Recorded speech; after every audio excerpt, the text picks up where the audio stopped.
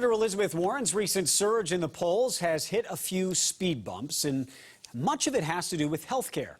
WBZ political analyst John Keller is here tonight. John? Yeah, Liam, Warren fought her way to the top of the polls with a clear message and specific policies, all pretty much tailored to the left-leaning voters in the early primary states. But the pressure to explain and moderate her Medicare for All plan with an eye toward the broader electorate has definitely slowed her roll.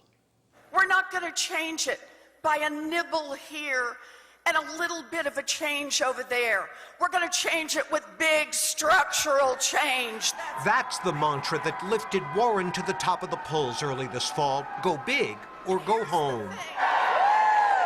But over the last month, the cheers have been mixed with jeers, mainly over her plan to move all Americans to Medicare for their health coverage. I will not sign a bill into law that does not lower costs for middle-class families. It started on her right when Pete Buttigieg led the criticism of her vague funding plan. This is why people here in the Midwest are so frustrated with Washington in general and Capitol Hill in particular. Your signature, Senator, is to have a plan for everything, except this. It is time for a wealth tax in America.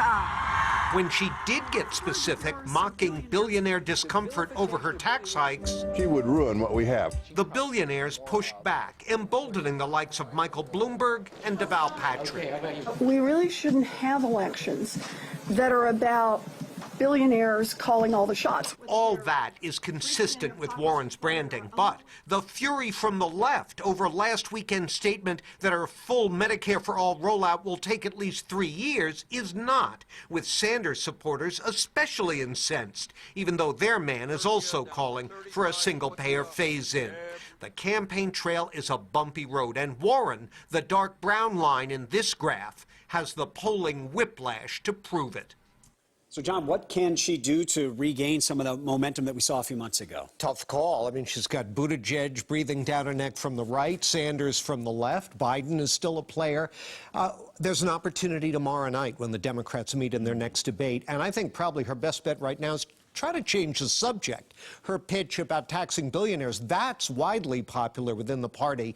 The Medicare for All, not so much. We'll see what she does tomorrow night. John Keller, thank you very much.